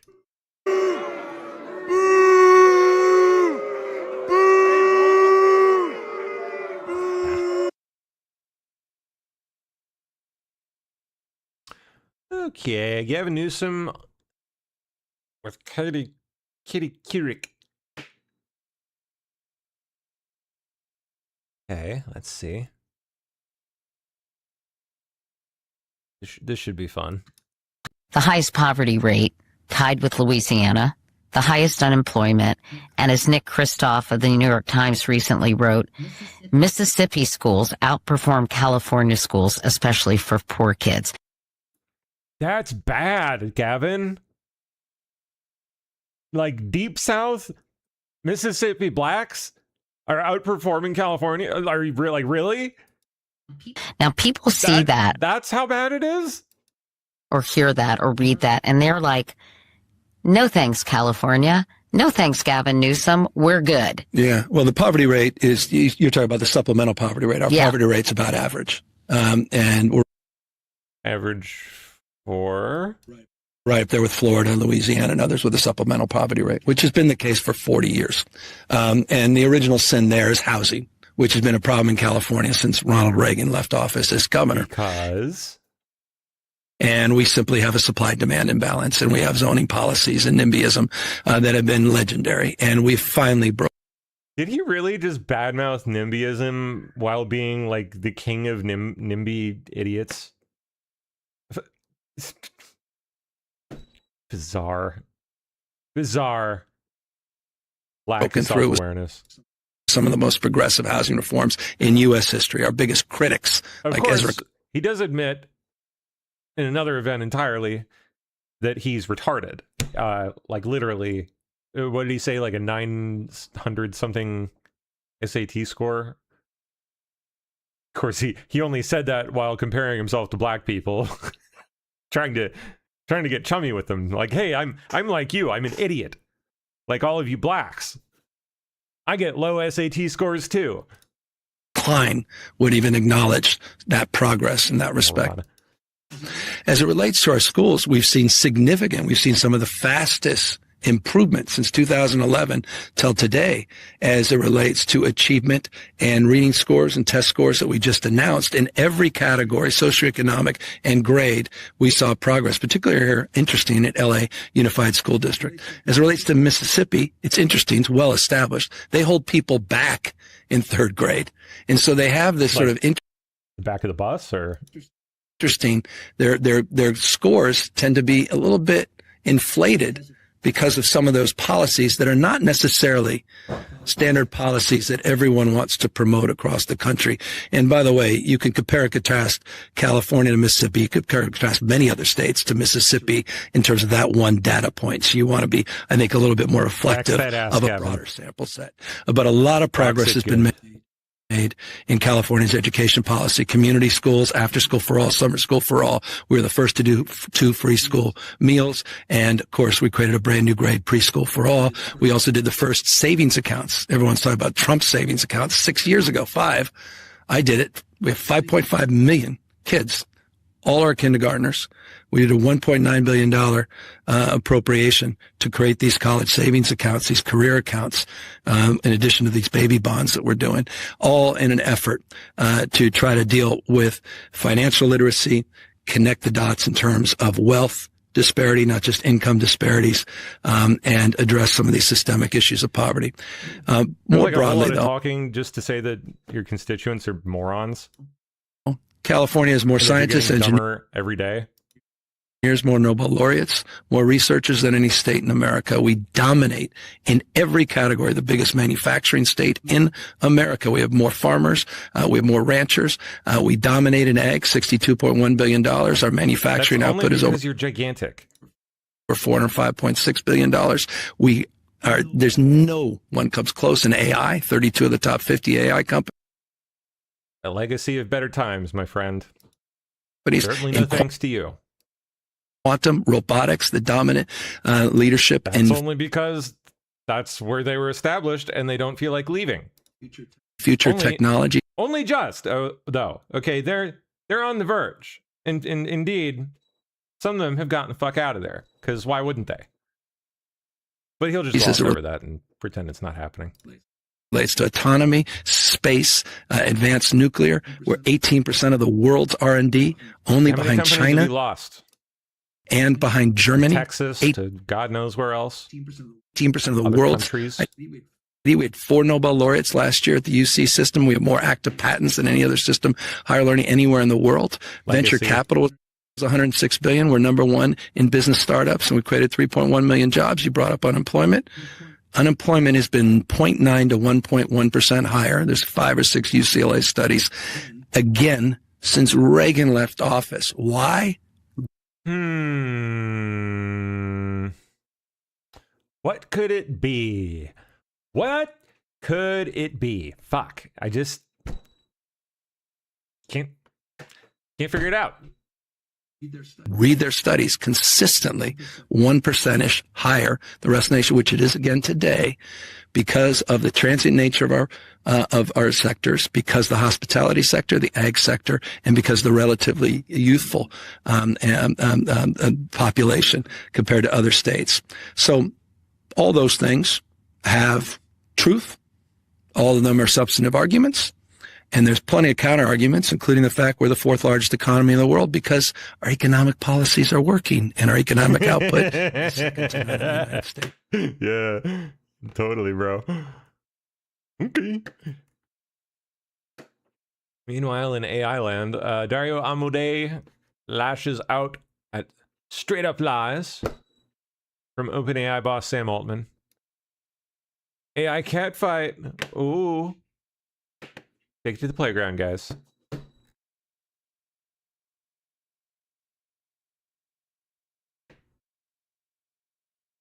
All right.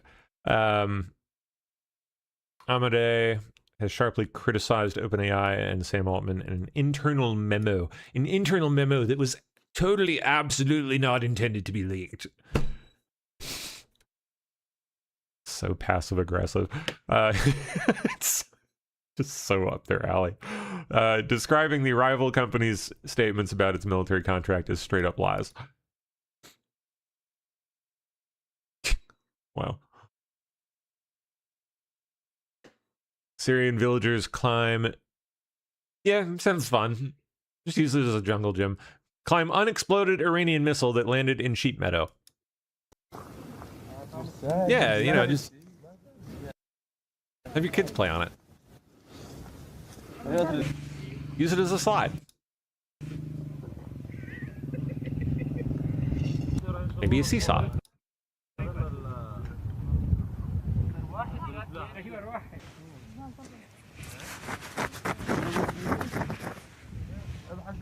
Only in Syria. God, isn't that like... I feel like this is like a scene out of a movie, actually. Like, literally. Fuck, what is the movie? It's a famous movie, too. It's one of the... like, the really famous ones. Oh, it's like right there. It's right there. Give it a second. Fuck. Oh, one of you are gonna get it before me. It's the one with that guy, you know, and that other guy. You know, the guys. Where they do the thing. What's the name of that stupid ass movie? It's where the... okay, so it's the guy, like... it's about the, like, the neo-Nazis or something that are, like they find a... like an old nuke that was lost in the middle of the desert in some conflict, like, decades back. And some like, you know, weapons broker, like, sells it to the Nazis, and they use it to, like, hold the world hostage. What is the name of that fucking movie? Pardon my French. We're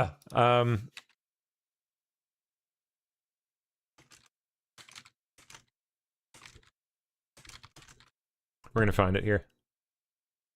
Some of all fears. Duh. How could I not? It was like, oh, it was like right there. Yeah. Some of all fears. Yeah. Where's that scene?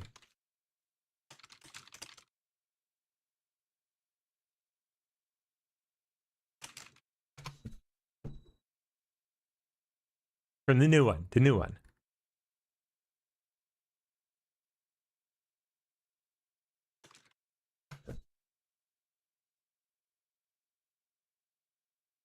Right, that's the one, right? That's the one I'm thinking of. It's got to be the one. I like the opening scene. I haven't seen it forever. But the it might even be in Syria. They find the bomb out in the middle of the desert. Guy digs it up and, you know, it's still, like, completely live. Somehow gets it out of there and goes and sells it in some shitty market. Tucks it in a wheelbarrow. Like, hauls it in the back of his truck or some shit. I forget. It gets goofy. It's funny. I gotta watch that one again. All right, where's my main window? There it is. It was around 8 o'clock in the morning when Ahmed woke up to the whistle. The whistle goes woo. Then we came out and heard the loud hitting sound.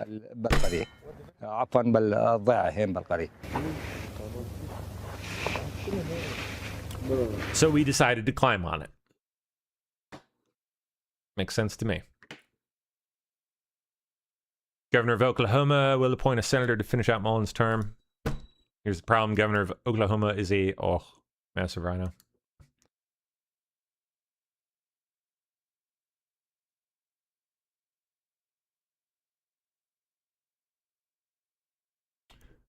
Oklahoma Congressman Kevin Hearn will likely run for newly open Senate seat to replace Mark Wayne Mullen.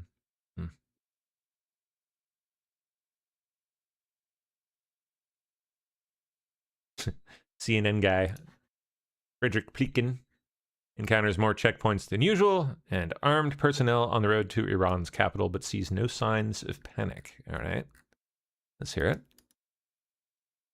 Towards Tehran. It is a very, very long drive, though. Some things that we are seeing, we already went past one place where apparently there had just been an airstrike. There was thick black smoke billowing over one place, so it seemed like a fairly fresh airstrike. Also some destroyed buildings that we saw from our vantage point as we were driving past. The other thing that I would also say is that there are definitely more checkpoints than usual. We did see checkpoints with fairly heavily armed security personnel. Other than that, though, it seems as though things are going on, and we certainly don't see any sign of order collapsing here. Trump Michigan Trump supporter denied service at Smoothie King. Says he's receiving death threats. Says Trump, take America back 2024. Do you think there's anything offensive about your shirt? I guess there it is to some people. It's something Jacob Lindemeyer has learned all too well ever since he felt like grabbing a smoothie on Monday at the Jackson Road Smoothie King. He says he goes there all the time, but Jacob was denied his smoothie. What he has Never received, again. he says, are death threats. You better watch your back. We know where you live. And Wait, this like, is like from the smoothie people, or? Thousands and thousands and thousands of messages. Never in my life would I have ever thought that I would be getting death threats over my political beliefs. Hey, you know that's a crime, right? Okay, it all makes sense now. It's not discrimination. We have the right to refuse service here, and that's what we Not due to political views, though. We've worked so hard to get where we're at now. Like, I'm an entirely different person than I used to be. And So I guess Smoothie King was just, I don't know. I had a feeling, I guess. now a lot of these people are trying to bring up my past, like things from 10 years ago. Like, look, this is who he is. Like, my character has been like completely smashed. Smoothie King says the franchise owner took action and the two employees involved are no longer with the business. Both the franchise owner and Smoothie King corporate reached out to apologize. The local owner is also enforcing mandatory retraining for all employees that outlines its guest experience standards. Does it mean anything to you they're changing their policies? They got rid of these people? I mean, you know, that's good for them, but what about us now? Our lives are literally changed. Our kids aren't even going to school right now because I'm scared for their safety, and we're just kind of sitting there thrown by the wayside. He and his family just looking for safety, to wear what they want, and the freedom to express their political beliefs. Scott Walchek, Fox 2 News. Smoothie Kings. Hakeem Jeffries on DHS Secretary Kristi Noem being replaced. Hi, Kristi Noem has thank you. You served with Mark Wayne Mullen in the House of Representatives. He's been in the Senate for a couple of years now. He is somebody who's tight with the president. Is this an upgrade, in your opinion? Well, let's cross that bridge when we get to it, and we'll see what he has to say when and if there is. What was your impression of serving with him in the House? I don't have any comment right now on what's to come. Let's focus on what's taking place right now. Kristi Noem is gone. Good riddance. She was a disaster, and House Democrats made something very clear several weeks ago. We said either Kristi Noem is fired or she's going to be impeached. Does that change the ICE conversation? And Kristi Noem has been fired, consistent with what we have demanded on behalf of the American people. But let me also make clear, a change in personnel is not sufficient. We need a change in policy. And that has to be bold, dramatic, transformational, and meaningful. And we've laid out 10 different demands standing on the side of the American people, including but not limited to judicial warrants, a ban on racial profiling, a prohibition on ICE targeting sensitive locations like schools, hospitals, polling sites, and houses of worship, a requirement that ICE agents are actually vetted through criminal background checks and actually trained, the implementation of a prohibition on the excessive use of force, which we've seen horrifically been unleashed on the American people, and of course, a requirement that ICE agents who break the law can be criminally investigated by state and local authorities. These are the type of policy changes that are going to be necessary to move us forward to ensure that ICE actually conducts itself like every other law enforcement agency in the country. Smoothie King.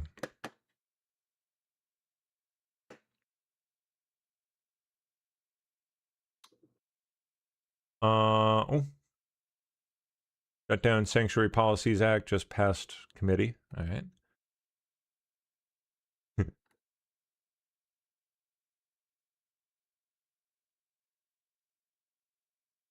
Markwayne Mullin says it's very humbling that he was chosen. For me, I'm going to be laser focused on getting that done. Senator, I just want to really quick, what was your first reaction to just the news that you were nominated for this position, just amidst everything that's happening? Humbling, because I had to call my dad, and because it happened quick, right? I had to call my wife and call my dad both, and it's just, pretty humbling when you start thinking about it. A little kid from Westville, Oklahoma, gets to serve in the president's cabinet. That's pretty neat. So thank you guys. How did you find out? Via the truth? For me, I'm going to be laser focused. Mullin already has confirmation vote from Fetterman. Wow. Locked in. But we are told that he's going to pick up at least one vote on the Democratic side. That's and good Senator news. John Fetterman of Pennsylvania. I don't think Hakeem's going to be too happy. Said that he a little while. Will vote to confirm Mullin.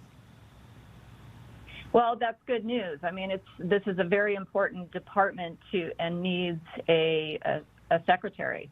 So we don't need more games from Congress of obstructing the ability to carry out the Homeland Security mission. But we are told that he's going to pick up at least. Oh, God, this idiot. Rashida Tlaib joined an anti-ICE student protest at a high school in Detroit. You're mongering about ICE and starting ICE out chants with kids. With visas, they're coming after all of us. And I don't say this to make you scared. I say this so you all can prepare. We are the only ones that can protect us. You understand? Yeah! So when I say ICE, ICE, ICE, ICE, ICE,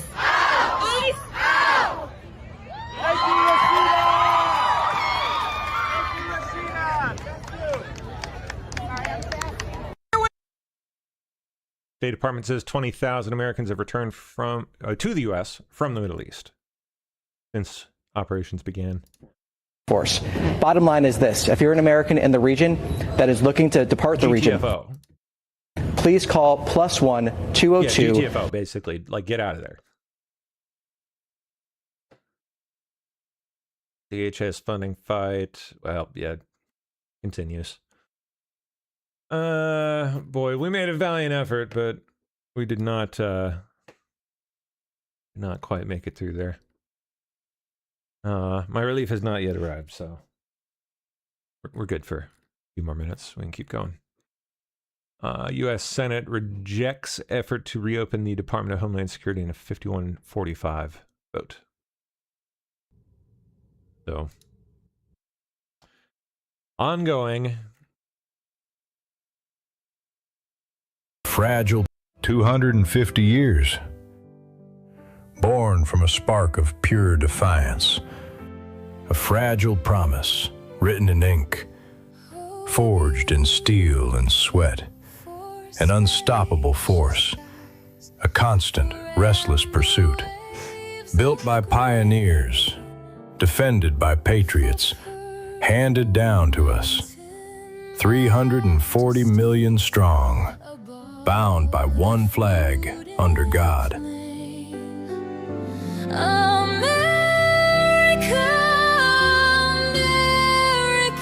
Oceans of wheat, canyons of glass, and the relentless spirit to cross them.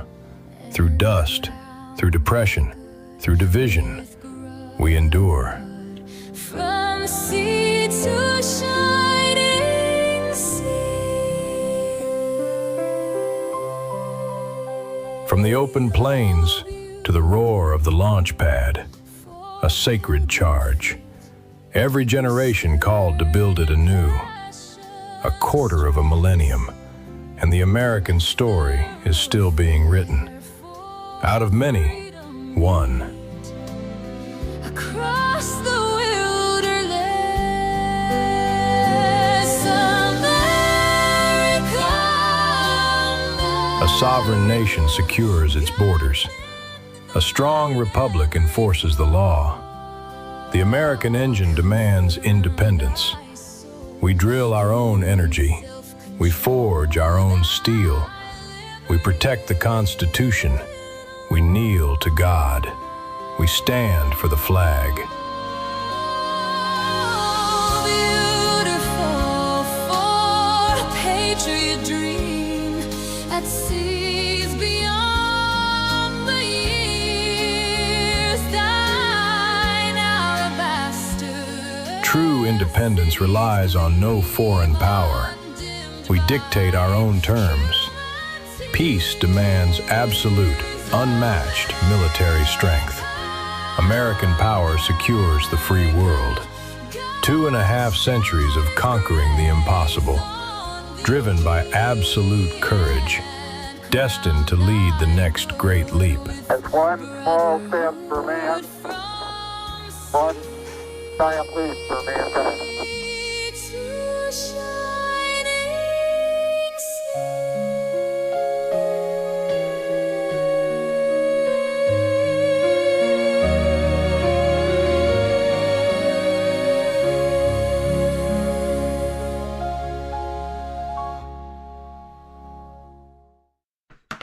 That's quite nice. Anything last minute here before I leave you? Ooh. Jonathan Karl. In a lengthy conversation just now, President Trump hit back at Tucker Carlson, who called the Iran war absolutely disgusting and evil. Tucker has lost his way, Trump told me. I knew that a long time ago, and he's not MAGA. MAGA is saving our country. MAGA is making our country great again. MAGA is America first, and Tucker is none of those things, and Tucker is really not smart enough to understand that. There you go. Like he just finished up at some event with, I don't even know what this is, but Miami. All right. Well, that does it for me. I think Yelsey Max in. How you doing, man? What's up? I'm good. How are you? I'm doing quite good. Have you seen 28 Years Later? Yes, not in a while, though. Not in a hot minute, actually. No, the new one. Oh, the new... Okay, no. Nope, that I've not seen. There's 28 days later, 28 weeks later, newest, and now 28 years later. Watch it. I think you'll probably love I've it. heard good things. It's one of those movies you either love or hate it. Ralph Fiennes is in it, Voldemort. Crazy cinematography, very strange movie, but I thoroughly enjoyed it. My wife hated it. That's up my alley. Controversial. That's fine. Yeah. I feel like it might be one of those things you'll like. It's yes, very pleasing to the eyes and really quite wacky. I'm adding it to the list right now. Oh, Boyle directed it, huh? Nice. Mm-hmm. Cool. Yeah, he's great. Yep, and it's like a pushing the limits kind of thing is how I'll say it without spoiling anything for you. Well, that's fun. Cool. It's kind of like Boyle passion project. Nice. All right. Kind of thing. Director going nuts. I'm a fan of his, so that's good. Yeah. Gotta check that out. I'm still just on the search, watching everything I can. I'm trying to make a list of great movies that are recent. Yeah, I haven't I mean, I've seen some good ones lately, but nothing that's like jumping out in my head. But yeah, I know. Nothing stands out too much. That's the shame of modern cinema. Really, that's just kind of like the story everywhere these days. Like there's good stuff, but nothing that's like right. Yeah. Yeah, nothing stand out, and too much repeating. There's way too much repeating in movies right now. It's kind of gross. Just remake after remake after remake, and yeah, I can't tell if AI is about to make that better or worse, or both. Yeah, probably both. Probably both. It could make some really good stuff, and I'm sure it will. I guess you'd still need a good director, right? It's just different kind of directing. That's not going to go away. Yeah. Yep. So could make some pretty dang good movies, and it's probably going to make some serious garbage. Slop. Good old slop. Yeah. Yeah. Yep. Absolutely. How's the family doing? Good, man. How about yours? The newest. Good. Everyone's good, healthy, happy. Yeah. We ran into town today, so that was fun. And then we had screaming kids on the way home. Yeah. So, that's fun. We survived. Good. Yep. Well, I will let you get to it, sir. All right. Well, say hi to Radix and the kid for me, and you guys have a great evening. I will see you next Thursday. Good man. Have a good show. Thank you. See ya. All right. All right, folks. Bye, YouTube. That's it. I'm done. Tapping out. I got work to do, so I will see you guys later. I will catch you tomorrow morning, Friday. So get a look at the beginning of the day for a change. That's fun. I'll see you then. Bye-bye.